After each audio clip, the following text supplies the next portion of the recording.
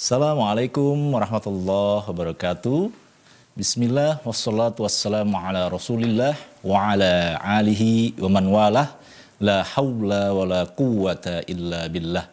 Pemirsa, bagaimana kabarnya pada kali ini? Semoga senantiasa dalam lindungan Allah, dalam rahmat Allah, dan semoga Allah Subhanahu wa Ta'ala menghimpun kita semua ke surganya kelak. Amin ya Rabbal Alamin. Alhamdulillah, pada kali ini kita bersama Ustadz kita, Ustadz Dr. Zainal Abidin LCMM Hafizahullah. Bagaimana kabarnya Ustadz? Alhamdulillah. Bikhair, sehat Ustadz ya? Mudah-mudahan Ustadz sehat, keluarga sehat, dan amin, juga semua tim sehat walafiat. Dan yang paling penting mudah-mudahan Allah senantiasa terus menghimpun kita sampai ke surga kelak, insya Allah Ustadz. Amin ya Rabbal Alamin. Baik, pemirsa sekalian, pada kali ini kita akan mengangkat tema yang sangat menarik, yang fenomenal pada pekan ini.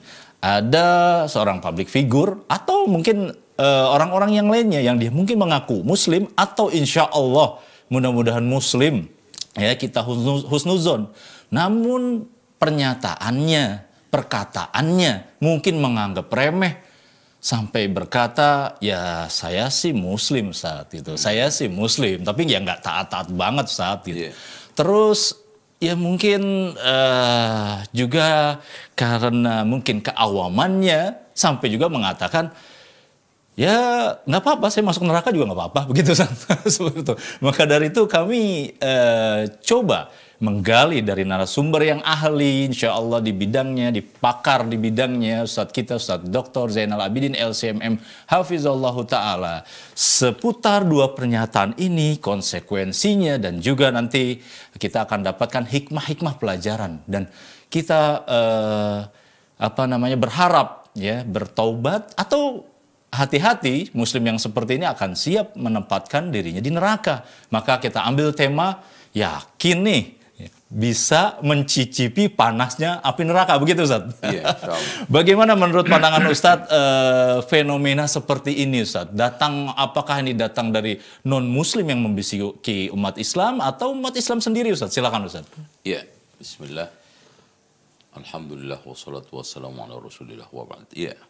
Jadi seharusnya seorang Muslim ketika melakukan kesalahan itu bukan malah bangga. Akhadatul izzatu bil itham, kan gitu nasihat Allah. Jadi bukan ciri seorang Muslim itu bangga dengan kesalahan. Bangga dengan kesalahan. Apalagi dibuka di media. Itu kan sama aja membenarkan hadis Rasulullah SAW, kullu ummati mu'afin illal mujahirun. Ya.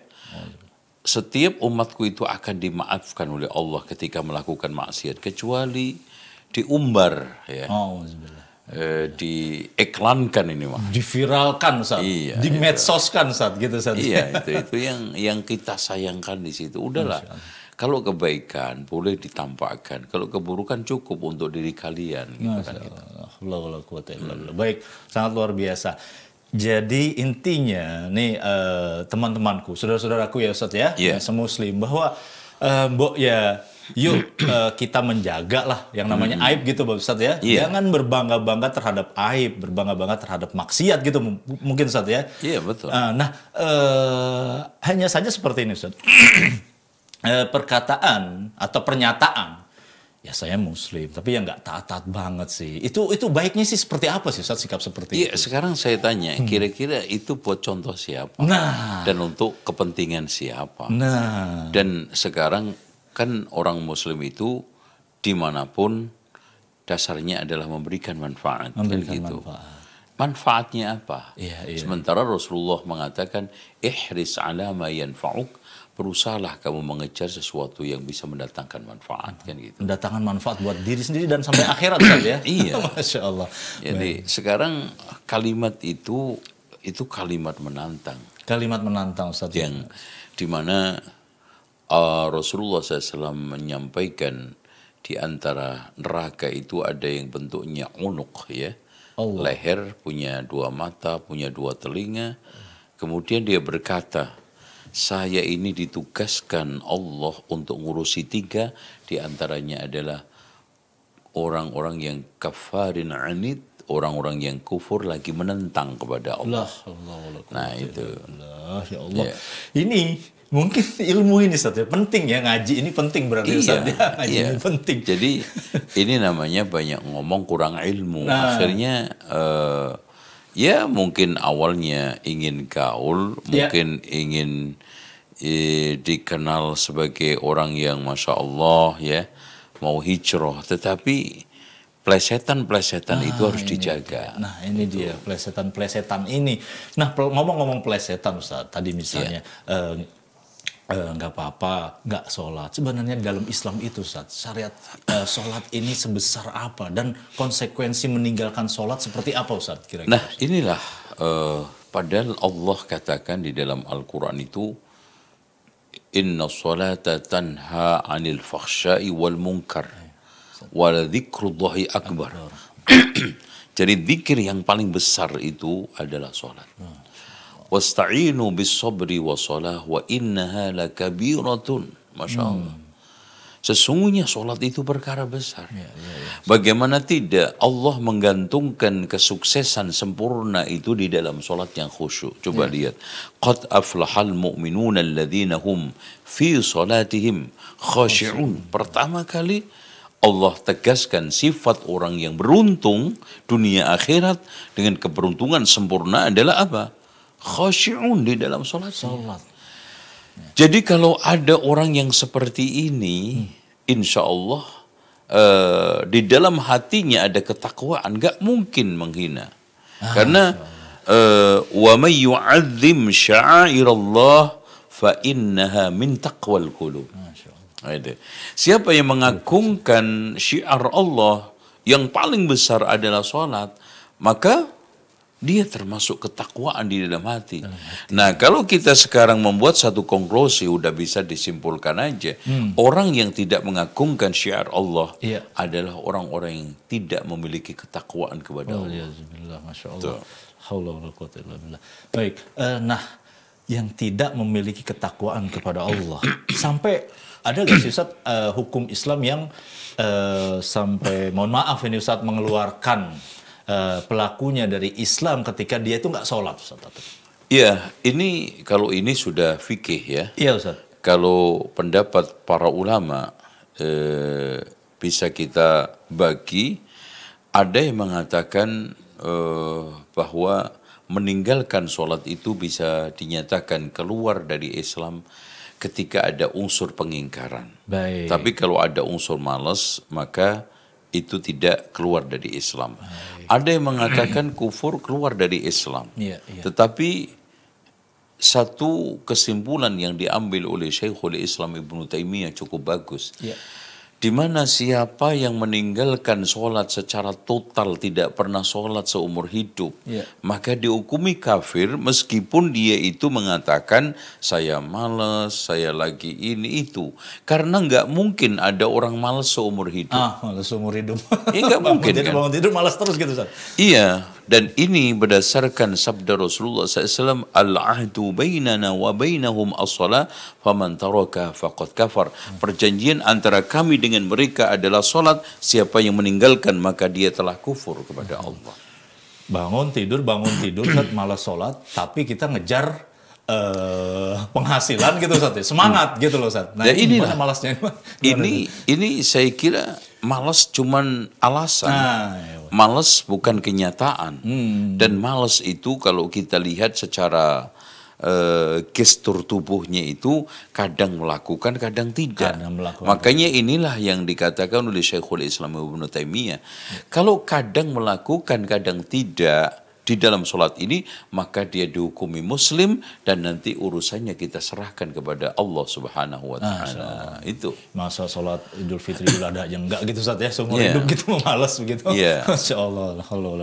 Baik Ustaz, sangat bermanfaat pemirsa. Nah, selanjutnya Ustaz, seorang muslim kalau sudah dikatakan mengolok tadi, terutama nih masalah pasal sholat dulu nih, masalah pasal sholat atau tadi berbangga-bangga terhadap maksiat, ini seperti apa yang harus dilakukan seorang muslim agar kembali?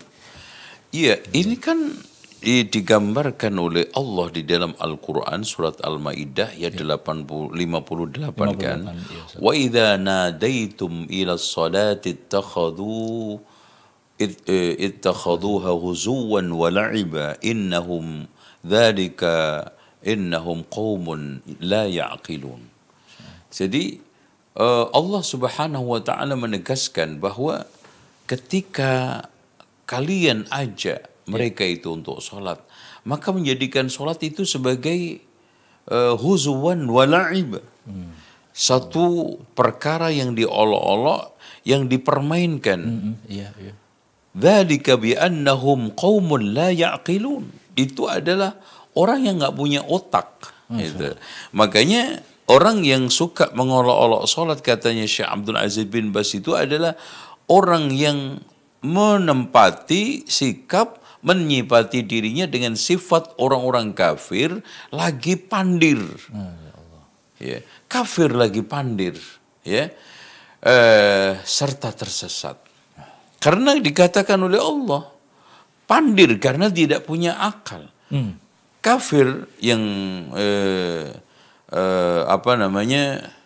dikatakan oleh Allah di dalam Al-Quran, wa qala qarinuhu hadza ma ladayya atid alqiya fi jahannama kulla kaffarin anid manna'il lil khairi mu'tadin murib. Jadi yang diperintahkan oleh Allah masuk ke dalam neraka itu adalah siapa? Kaffarin anid. Orang yang kufur lagi menentang. Anid itu adalah sombong yang disertai dengan kebodohan, sombong yang disertai dengan penghinaan dan penghujatan. Itu anid. Manna'il lil khairi, mencegah, menghalangi orang berbuat kebaikan. Coba dengan statement itu akhirnya membuat orang apa? Kendor sholat. Ada contohnya gitu Ustaz. Iya, dia aja nggak sholat juga, cuek-cuek aja, nyaman-nyaman aja, bahkan ketawa ketiwi kan gitu. Nah itu manna'il lil khairi, mu'tadin, melampaui batas, murib, lagi ragu-ragu, yakin di dalam hati dia, di dalam pikiran dia itu ada sesuatu kegalauan, ada satu keraguan, ketidakpastian di dalam beragama. Makanya sumber kebahagiaan kata Profesor Atos adalah seorang itu memiliki keyakinan yang mapan. Baik. Nah, keyakinan itulah dasarnya orang itu bahagia. Man amila salihan min dzakarin aw untha wa huwa mu'minun falanuhyiyannahu hayatan thayyibah. Hayatan thayyibah itu didapat dari mana? Dari keyakinan yang mapan didasarkan atas amal soleh yang dibarengi dengan keimanan tadi itu, ya. Maka akan muncul kebahagiaan gitu Ustaz ya.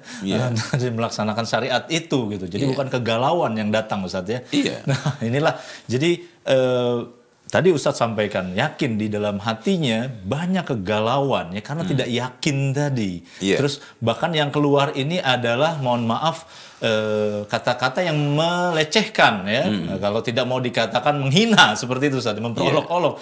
Maka pentingnya di sini ilmu, pentingnya di sini yakin begitu Ustaz ya. Nah, meyakinkan para pengumbar statement terhadap syariat ini seperti apa Ustaz? Otomatis yakin itu kan nggak bisa didapatkan kecuali dengan ilmu. Masya Allah, satu ini. Makanya ketika Syekh Muhammad Ibnu Abdul Wahab di dalam kitab Ushulus Salasah mendasarkan akan kewajiban 4 seorang, yaitu mencari ilmu, mengamalkan, mendakwahkan dan bersabar dalilnya wal asri innal insana lafi khus illa alladhina amanu. Jadi illal ladzina amanu ini menjadi dalil akan wajibnya mencari ilmu. Kenapa?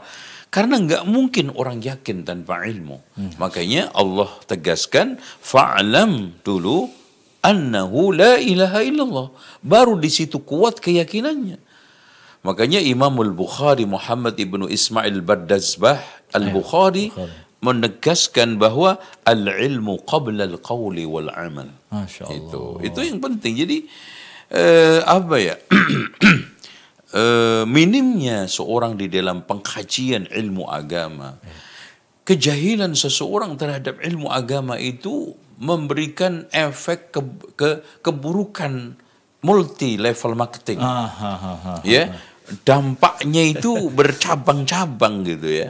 Makanya ilmu itu Masya Allah segala-galanya. Sehingga Rasulullah katakan, mayyuridillahu bihi khairan yufaqihu fiddin. Yakin orang yang seperti ini kalau mau duduk sekali dua kali saja ke majelis ilmu, dia akan beda bicaranya, beda statementnya, dan otomatis beda keyakinannya. Masya Allah. Bertentangan antara tadi ya Ustaz ya, ilmu, yakin, amal, sabar dalam mengamalkan begitu Ustaz. Iya, dan yang tidak kalah pentingnya adalah ta'allamul yaqin, kata para ulama, ta'allamul yaqin kama ta'allamul Qur'an. Belajarlah kamu keyakinan seperti kamu belajar Al-Qur'an. Jadi ternyata untuk sampai pada keyakinan yang dalam, keyakinan yang permanen itu dibutuhkan belajar. Seperti kita itu belajar Al-Quran dari mulai abatata sampai tajwidnya, sampai makhrajnya. Kemudian diulang berkali-kali, bertahun-tahun, akhirnya kita lancar membaca Al-Quran. Iya, benar. Begitu juga seperti kita mengilmui, meyakini sholat, praktek sholat begitu Ustaz ya. Iya, sampai makanya Rasulullah menyuruh anaknya muslimin ya untuk sholat itu umur berapa? 7 tahun kan. Muru auladakum bis sholati wa hum abna'u sab'i sinin. Perintahlah anakmu untuk sholat umur 7 tahun. Kenapa? Sholat itu wahana pelatihan. Sholat itu wahana pendidikan. Siapa yang tidak terdidik sholat dari sejak umur dini, maka yang kayak begini hasilnya. Itu kan gitu. Jadi kalau ilmu membuahkan yakin, nah kalau kerancuan pemikiran kita membuahkan keraguan, akhirnya ngaco ngomongnya gitu saja. Akhirnya itu. Jadi dan lisanul mar'i dalilun ala fuadihi, kata para ulama. Jadi lisan seseorang itu sebetulnya sinyal apa yang ada di dalam hatinya. Masya Allah. Jadi dari situlah, walaupun tidak mewakili semua sinyal, sinyal itu ya sebagian yang kita ketahui alurnya. Nah, maka dari itu nih pemirsa, udah deh mau mulai dari sekarang nih Ustaz ya. Hati-hati berbicara, apalagi yang dibawa syariat begitu Ustaz ya. Apalagi yang dibawa syariat, mendingan kita ilmuin dulu yang kita bicarakan begitu Ustaz ya. Seperti Ustaz sampaikan tadi kata perkataan Imam Bukhari, al ilmu qoblal qaul wal amal. Nah, yang selanjutnya Ustaz, gak kalah menariknya lagi begini. Walaupun ini dampak Ustaz ya, udah rancu berkata tadi bermain-main syariat, walaupun nggak taat-taat, terus juga sholat dan seterusnya. Akhirnya perkataan selanjutnya lebih parah lagi Ustaz. Misalnya nggak apa-apa deh, saya masuk neraka misalnya begitu. Nah ini makanya kita mau tanya, yakin nih nyicipin panas api neraka gimana Ustaz? Ya ini orang yang tadi kelanjutan kejahilan dia terhadap Al-Quran dan hadis yang tentang masalah ini neraka. Neraka tadi saya. Coba kalau dia itu membaca satu ayat aja, waji'a yawma idzin bi jahannama yawma idzi yatadzakkarul insanu wa anna lahu dzikra. Baik. Di hari di mana neraka jahanam itu didatangkan, pada saat itu orang sudah mulai mengambil pelajaran. Tapi untuk apa pelajaran itu? Dan disebutkan dalam hadis Rasulullah SAW, neraka jahanam itu didatangkan dengan 70.000 kendali. Masing-masing satu kendali 70.000 malaikat. Coba bayangin itu. Oleh karena itu, ini orang sama sekali ngeblank, kasihan gitu loh. Itu dia, Ustaz. Coba kalau dia membaca satu hadis saja bahwa Rasulullah SAW mengatakan yu'ta bi an'ami ahli dunya min ahli nari yaumal qiyamah. Nanti akan didatangkan dari seorang yang paling berbahagia, paling senang, paling mencicipi nikmat dunia yang paling nikmat. Paling nikmat satu. Pokoknya udahlah kelas nomor satunya dunia. Raja, terkaya, terhebat, ternikmat di dunia. Dari ahli neraka. Fayusbah bi sibghatan minan nar. Dicelupkan sedikit ke dalam api neraka. Kemudian diangkat lagi, ditanya. Ya fulan araita khairan qattun? Wahal marra bikan na'im qattun? Wahai fulan, pernah enggak kamu mencicipi kenikmatan? Pernah enggak kamu mencicipi kebaikan? La ya Rabb, tidak pernah wahai ya Tuhanku, Masya Ya Allah. Allah, Hilang Allahu semua. Masya Karena Allah, Ustaz. beratnya satu api neraka itu. Jadi kenikmatan dunia yang begitu menggunung, klimaks, pokoknya paling nikmat di antara ahlud dunia min ahlin nar dicicipkan apalagi terus menerus. Ya, auzubillah. La ya Rabb, tidak pernah ya Allah. Ya Coba Allah, hilang semua kenikmatan Ustaz. hilang semua. Jadi itu satu celupan Ustaz ya? Iya. Allah Akbar. Dan itu dirasakan di dunia kan. Orang yang selama ini mungkin makan dan makan, sekali lapar aja menghilangkan kekenyangannya yang bertahun-tahun kan. Betul. Nah, itu apalagi neraka, Masya Allah. Dia merasakan fasilitas yang semalam nginep 7 miliar begitu Ustaz ya. Iya. Di hotel Abu Dhabi dan seterusnya Dubai misalnya gitu Ustaz Iya. ya. Segala macam ya, semua fasilitas dunia paling level nomor 1 high gitu Ustaz. Iya. Waliyazubillah, dengan takdir Allah dia masuk neraka misalnya Ustaz ya. Dicelupkan satu kali aja celupan. Iya, sibghatan. Masya Iya. Allah. Terus kemudian ditanya, "Araita khairan qattun?" Apakah kamu pernah melihat kebaikan? Hal marra bika na'im qattun? Apakah pernah kamu melewati kenikmatan? La ya Rabb. Masya Allah. Tidak, dikatakan Iya, tidak. tidak. Hati-hati Kayak pemirsa. begini itu, apalagi Masya Allah di sana ada hadis Rasulullah lagi ya. Di mana Rasulullah Shallallahu Alaihi Wasallam mengatakan bahwa nanti ada semacam batu besar 7 segede unta yang bunting, ya. Iya, iya. Terus kemudian ulqiyat an safiri jahannam, kemudian dilempar dari pinggiran neraka jahannam. Fahawa fiha, kemudian dia itu kejebur atau menggelinding sab'ina kharifan, 70 tahun. 10 tahun. Falam tablugh qa'raha, tidak sampai pada curangnya, tidak sampai pada dasarnya. Dasar neraka 70 tahun Ustaz. 70 tahun. Bagaimana seperti ini seorang itu merendahkan? Allah Akbar pemirsa. Tuh. Apalagi Rasulullah Shallallahu Alaihi Wasallam juga mengatakan, Masya Allah ini, narukum hadha juz'un min sab'ina juz'an min nari jahannam. Api kamu ini nanti 70 kali lipat api neraka jahannam.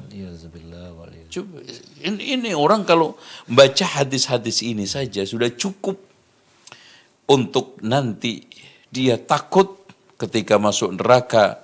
Kemudian Allah katakan, fadhuqu falan nazidakum illa azaba. Rasakan itu api neraka. Dan tidak ada tambahan illa azaba. Fadhuqu falan nazidakum.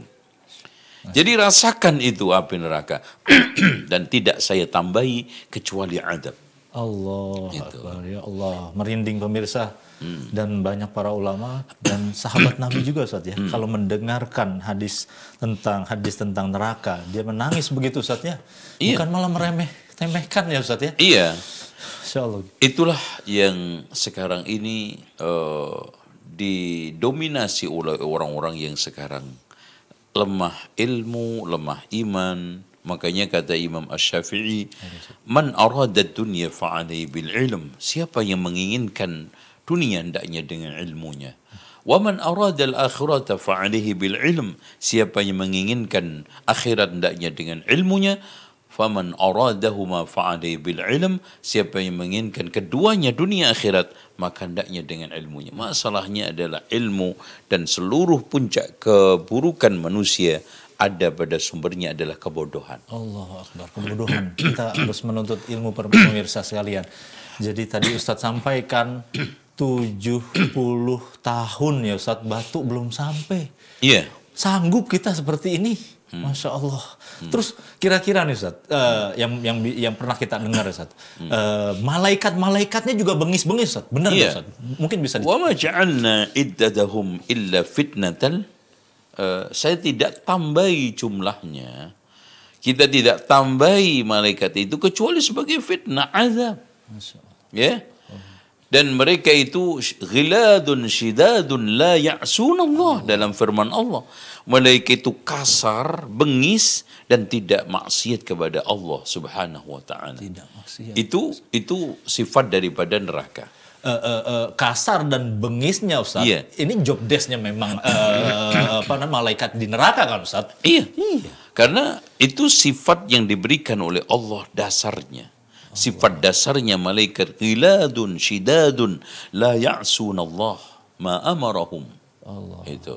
Jadi dia itu tidak akan pernah membantah, tidak akan pernah mencoba untuk membelokkan sedikit pun lurus di dalam menjalankan perintah Allah Subhanahu wa taala. Jangan sampai kita jadi orang yang bermudah-mudah berbicara neraka Ustaz ya. Iya. Jangan sampai, bahkan banyak para sahabat dulu dari Nabi SAW juga para ulama kita yang berlindung dari neraka begitu Ustaz ya, biar masuk surga. Bagaimana Ustaz? Iya, jadi Masya Allah ya, ada seorang sahabat ketika dituturkan neraka itu Masya Allah pingsan. Allah. Seperti Abu Hurairah ketika membacakan firman ini sabda Rasulullah SAW, dan beliau yang meriwayatkan hadis ini pingsan. Dan hadis ini ketika disampaikan kepada Muawiyah ibn Abi Sufyan itu pingsan. Salasatun awwalu man tusa'ar bihimun naru yaumal qiyamah. Ada 3 orang yang nanti akan diceburkan oleh Allah ke dalam neraka. Mereka itu pingsan. Bagaimana sekarang ada orang dituturkan neraka, cengar-cengir, udah gitu dengan model nyinyiran, kemudian ditambah lagi dia itu merasa nekat, gitu loh. Kayaknya lebih betah di neraka daripada di surga. Kenapa jadinya seperti itu, gitu loh. Harusnya kan orang itu lebih betah di surga, lebih pingin masuk surga daripada neraka. Taruhlah dia itu buruk, taruhlah belum bisa taubat, taruhlah dia sekarang belum menjadi orang soleh. Maka niat untuk menjadi ahlul jannah itu harusnya menggebu-gebu, gitu kan. Coba sekarang kalau dia disuruh untuk memilih kamar yang sekarang adem, asri, enak, dengan sekarang kamar pengap panas, dia pilih yang mana di dunia ini? Itu aja. Nggak usah jauh-jauh, kalau dia sekarang ini lagi ceramah, lagi tukso, di ruangan pengap, ada ruangan dingin, milih yang mana coba? Milih yang adem. Bila perlu di puncak sono Ustaz ya. Yang siur-siur begitu. Itu hanya soal masalah kaitannya dengan dunia. Ya Allah Rabbi. Nah, Masya Allah Ustaz. Jazakallah khair Ustaz ilmunya. Mari kita ambil faidah dari yang dikatakan oleh Ustaz kita ini. Ada gak Ustaz khusus nih Ustaz? Ini bukan nyindir siapa-siapa nih Ustaz. Khusus buat para pengolok agama. Kalau misalnya mohon maaf Ustaz, yang kita pernah dengarkan kalau pezina gitu Ustaz, ya ditusuk ya Ustaz ya. Maluan dari bawah dan seterusnya. Kalau yang memperolok-olok agama ini seperti apa Ustaz kira-kira Ustaz? Para ulama menyatakan kufur bagi orang yang mengolok-olok simbol agama dari mulai tauhid, iman, sholat, haji, termasuk juga jenggot, ya semuanya. Karena hal ini berdasarkan firman Allah, "Qul abillahi wa ayatihi wa rusulihi kuntum tastahzi'un la ta'tadiru qad kafartum ba'da imanikum." Ayat ini ada di dalam surat At-Taubah. Yang menegaskan, katakan Muhammad, apakah dengan Allah, ayat dan Rasulnya kalian mengolok-olok? Jangan minta maaf. Kalian sudah kufur setelah beriman. Dan ini kalau kita lihat asbabul wurudnya ayat ini itu sangat pas. Ini kan orang sedang sendagurau untuk melalaikan capeknya perjalanan ke Tabuk yang panas, yang capek, yang lapar, yang mungkin haus. Kemudian dia mengeluarkan celetukan.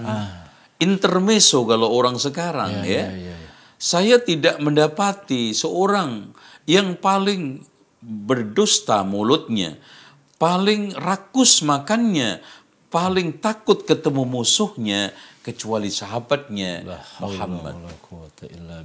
Itu setelah mereka itu dikonfirmasi oleh Rasulullah SAW kan, kami cuma sendagura, oh ya Rasulullah. Tapi apa vonisnya Allah? Apa kata Allah? Apa penilaian Allah?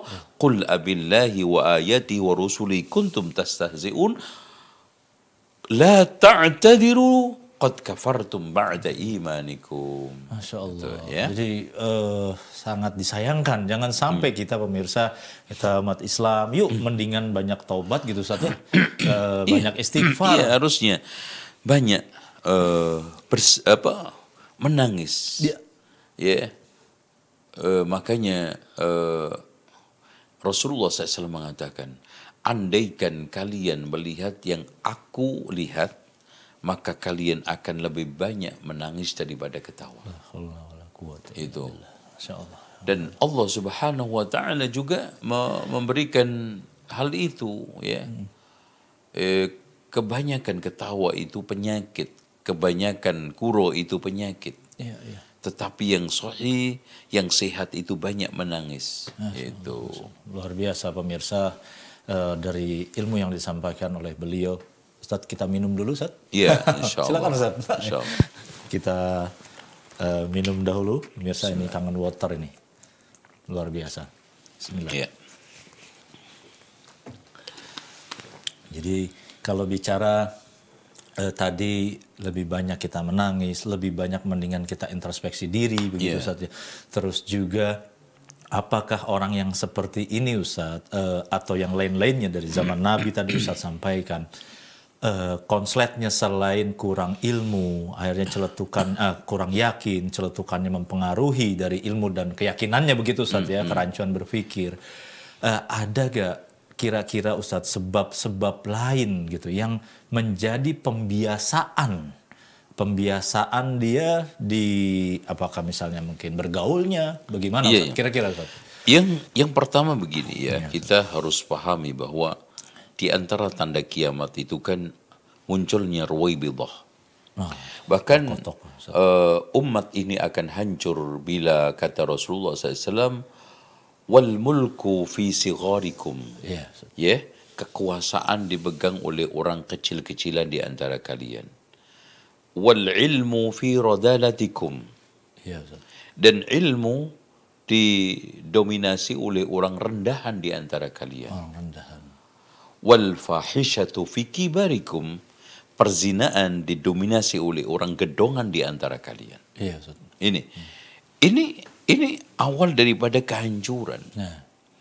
Ini awal daripada kiamat itu mulai datang tandanya satu persatu.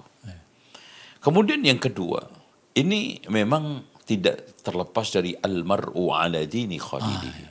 Orang itu sesuai dengan agama temannya, akhlak temannya, perilaku temannya. Ketika seorang bergaul dengan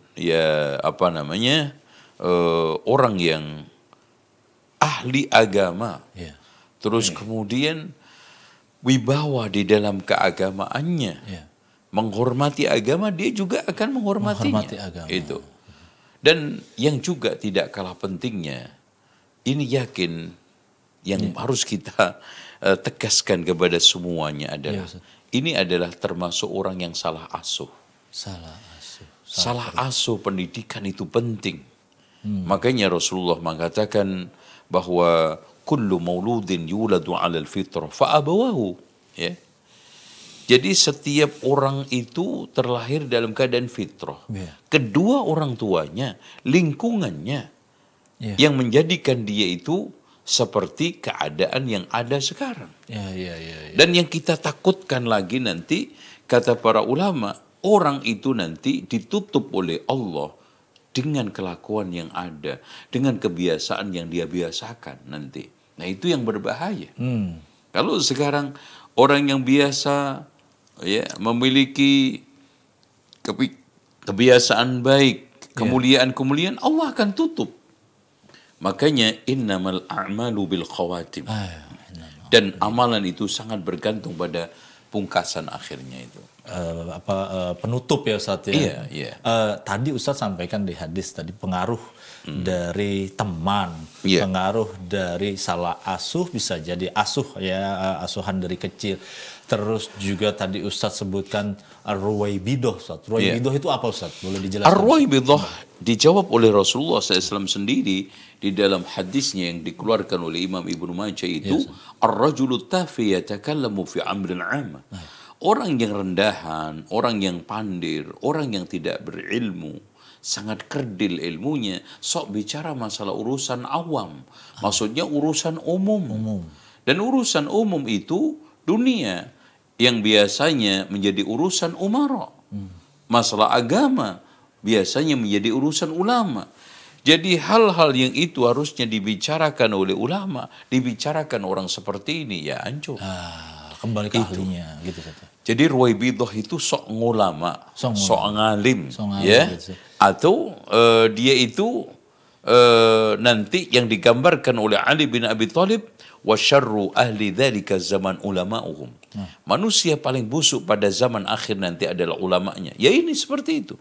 Yaitu apa? Ruwaibidah. Akhirnya memudah-mudahkan syariat gitu Ustaz. Ya, Ini di kabur, samping gitu, Ustaz. memudahkan, menimbulkan Subhat. menjungkir balikkan talbis, Talbis. menggoda orang awam, memfitnah orang awam, itu bawaannya. Makanya Rasulullah SAW menegaskan juga kan, innallaha la yaqbidul ilma intiza'a. Allah itu tidak mencabut ilmu begitu saja dicabut. Walakin yantazi'u biqabdil ulama, akan tetapi dicabut dengan kematian para ulama.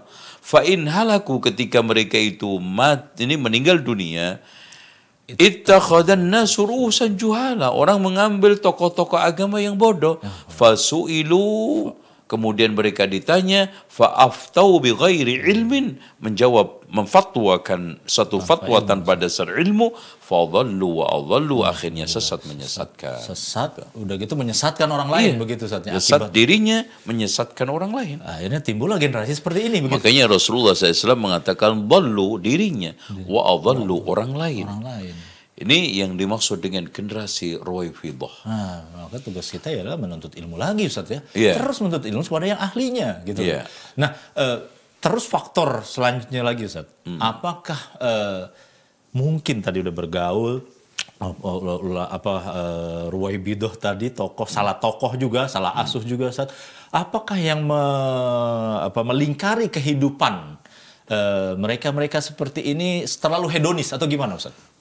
Saya kira masalah soal kaitannya dengan modernisasi secara umum itu memang mencetak manusia-manusia yang materialistis, hedonis yang akhirnya membuang nilai-nilai. Itu memang satu indikasi fenomena secara umum yang ditimbulkan oleh modernisme, yang akhirnya menimbulkan kehidupan materialisme dan gaya hedonisme.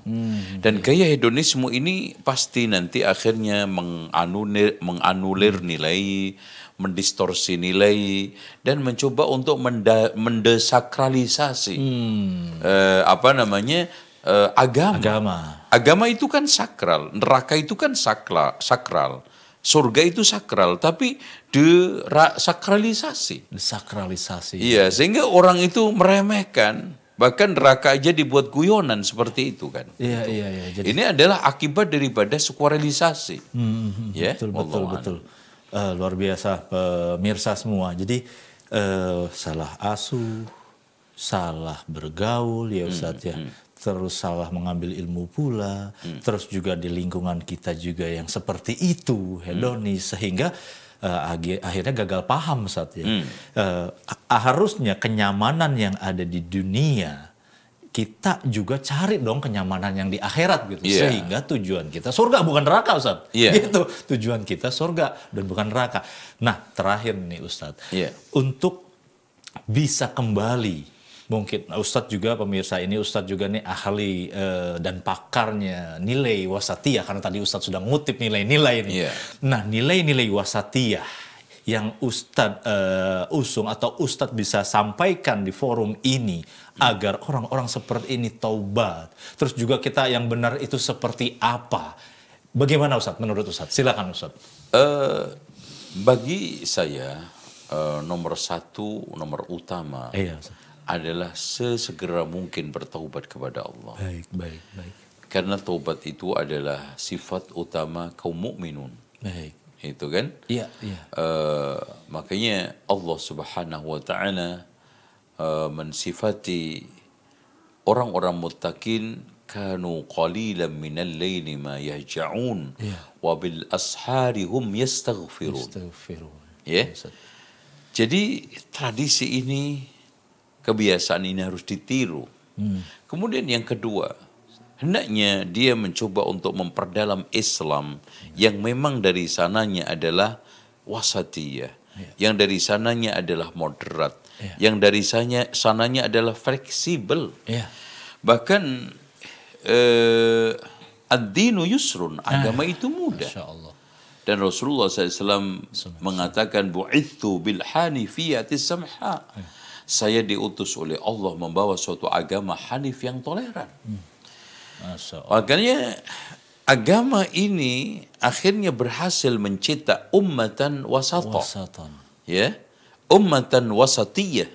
Umat yang sekarang ini berada di dalam posisi yang paling unggul, yang paling bagus, Iya. yang paling fit, dan yang tidak kalah pentingnya adalah puncak daripada keagamaan. Masya Allah. Makanya disebutkan al-walidu min awsati abwabil jannah. Oh, Ustaz. Seorang tua itu adalah pintu surga paling fit buat anaknya, kan gitu. Allah, luar biasa, luar biasa. Jadi intinya bagaimana sekarang mempelajari agama sebaik mungkin yang bersumber dari Al-Quran dan Sunnah menurut pemahaman Rasulullah dan sahabat yang itu telah berhasil mencetak wa kadzalika ja'alnakum ummatan wasata litakunu syuhada'a 'alan nas. Jadi bahkan bukan hanya umat wasat, menjadi teladan pada umat-umat yang lainnya. Akbar. Ila yaumil qiyamah. Coba bayangkan. Ini kan merupakan satu manusia yang center excellent. Betul. Di mana manusia keteladanan, ya, exemplars, ya, menjadi contoh, menjadi figur di dalam masalah wasatiyah ini. Khairukum, khairu ummati gitu. Iya, Khairun iya. nas gitu Ustaz. Ya, Masya Allah. Kuntum khaira ummatin ukhrijat linnas. Tidak ada kecuali sahabat Nabi. Sahabat Nabi. Jadi kalau kita bersikap, beragama, terus juga berilmu seperti sahabat Nabi, taubat juga seperti sahabat Nabi, bukan hanya dunia, Ustaz, akhirat juga mereka dapatkan begitu Ustaz. Iya.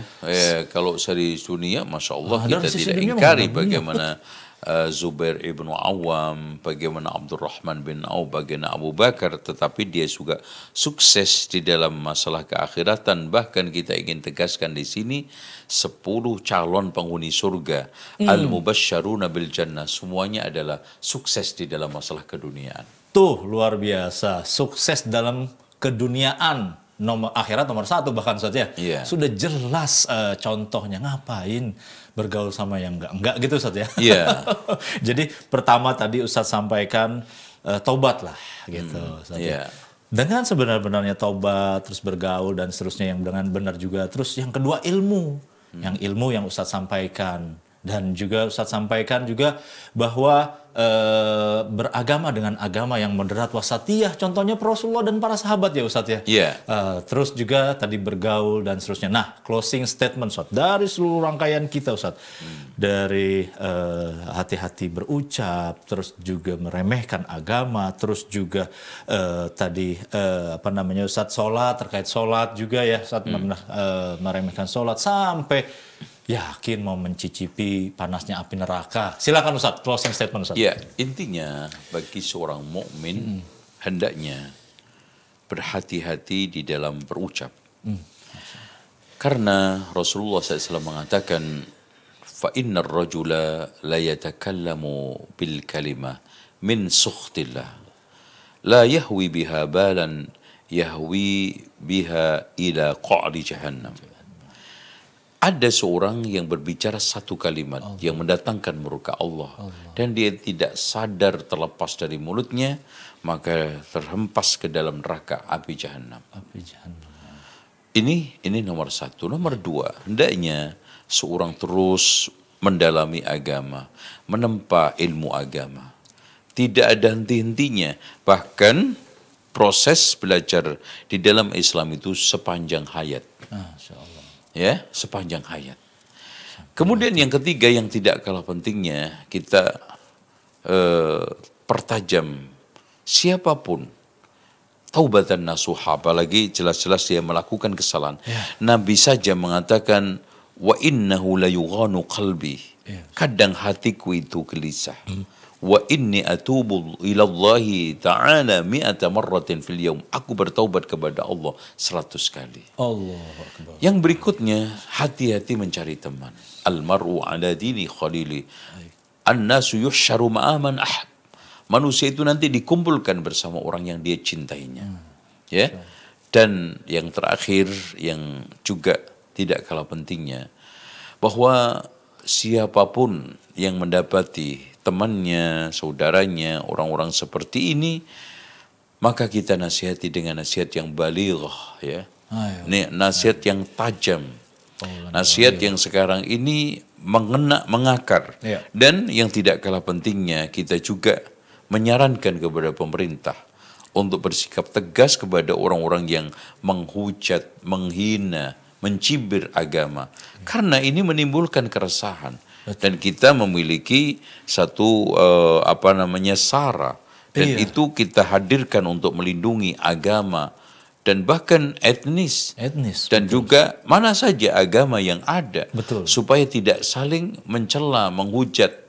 Ya, kita jadi larang kok di dalam Islam untuk menghujat Tuhan-Tuhan selain Allah. Masya Allah. Fayasubbullah bighairi ilm. Mereka akan nanti menghujat balik Allah tanpa dasar ilmu. Tinggi sekali. Itu, ini yang bisa saya sampaikan. Wallahu a'lam bishawab. Masya Allah. Luar biasa. Jazakallah khair Ustaz. Barakallahu fikum atas ilmu dan semua sharing dari Quran dan Sunnah, dari akwal para ulama, dan Ustadz juga luar biasa dari kepakaran beliau di nilai-nilai wasatiyah. Dan pemirsa, kita akan kembali dengan tema berikutnya yang sangat menarik di tema-tema yang lainnya. Demikian dari kami di studio, saya Indra Hermawan, mohon maaf kalau ada kesalahan. Wassalamualaikum warahmatullahi wabarakatuh. Subhanakallahumma bihamdik, asyhadu an la ilaha illa anta, astaghfiruka wa atubu ilaik. Wassalamualaikum warahmatullahi wabarakatuh. Waalaikumsalam. Insyaallah.